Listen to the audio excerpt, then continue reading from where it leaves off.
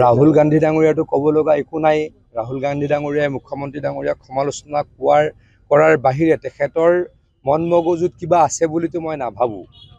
তেখেতে বহুত কিবা কথা অসমৰ বিষয়ে জানে বুলি মই নাভাবোঁ। তেখেতক মই ক'ব খোজোঁ যে সাগৰলৈ যেনেকৈ বহু দূৰ, তেনেকৈ কংগ্ৰেছৰ অসমত চৰকাৰ বনোৱাটো বহুত দূৰ। অসমত কংগ্ৰেছে চৰকাৰ বনাবলৈ 64টা সমষ্টিত জিকিব লাগিব।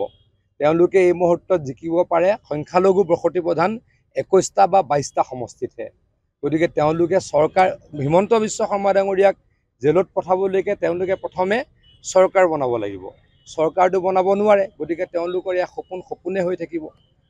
এমটি ফেচেল চাউণ্ড মাছ বুলি কয়, ব্ৰহ্মাৰম্ভে লঘুক্ৰিয়া বুলি কয়। যোনে ডাঙৰ ডাঙৰ কথা কয় সি কৰিব নোৱাৰে। কালিও খৰ্গে ডাঙৰীয়াই কি কৈছে আপোনালোকে জানে। খৰ্গে ডাঙৰীয়াই ভূপেন হাজৰিকাক কিয় ভাৰতৰত্ন দিয়া বুলি প্ৰশ্ন কৰিছিল।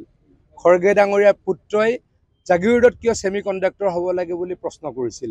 গতিকে এই ব্যক্তিসকল অসম বিৰোধী। কালিও কি কৈ গ'ল, যিসকল উচ্ছেদিত তেওঁলোকক প্ৰথম ঘৰ বনাই দিব।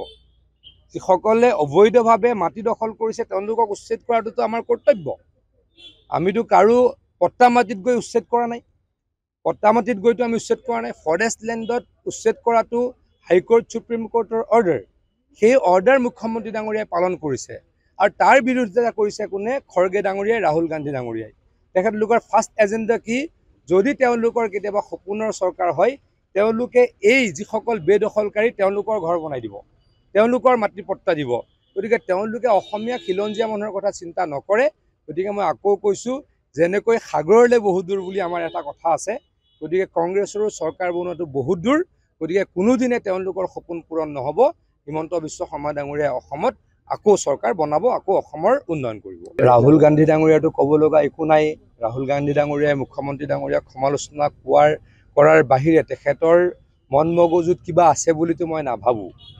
তেখেতে বহুত কিবা কথা অসমৰ বিষয়ে জানে বুলি মই নাভাবোঁ। তেখেতক মই ক'ব খোজোঁ যে সাগৰলৈ যেনেকৈ বহু দূৰ, তেনেকৈ কংগ্ৰেছৰ অসমত চৰকাৰ বনোৱাটো বহুত দূৰ। অসমত কংগ্ৰেছে চৰকাৰ বনাবলৈ 64টা সমষ্টিত জিকিব লাগিব। তেওঁলোকে এই মুহূৰ্তত জিকিব পাৰে সংখ্যালঘু বসতি প্ৰধান 21টা বা 22টা সমষ্টিতহে। গতিকে তেওঁলোকে হিমন্ত বিশ্ব শৰ্মা ডাঙৰীয়াক জেলত পঠাবলৈকে তেওঁলোকে প্ৰথমে চৰকাৰ বনাব লাগিব। চৰকাৰটো বনাব নোৱাৰে, গতিকে তেওঁলোকৰ ইয়াৰ সপোনে হৈ থাকিব। এমটি ফেচেল চাউণ্ড মাছ বুলি কয়, ব্ৰহ্মাৰম্ভে লঘুক্ৰিয়া বুলি কয়। যোনে ডাঙৰ ডাঙৰ কথা কয় সি কৰিব নোৱাৰে। কালিও খৰ্গে ডাঙৰীয়াই কি কৈছে আপোনালোকে জানে। খৰ্গে ডাঙৰীয়াই ভূপেন হাজৰিকাক কিয় ভাৰতৰত্ন দিয়া বুলি প্ৰশ্ন কৰিছিল।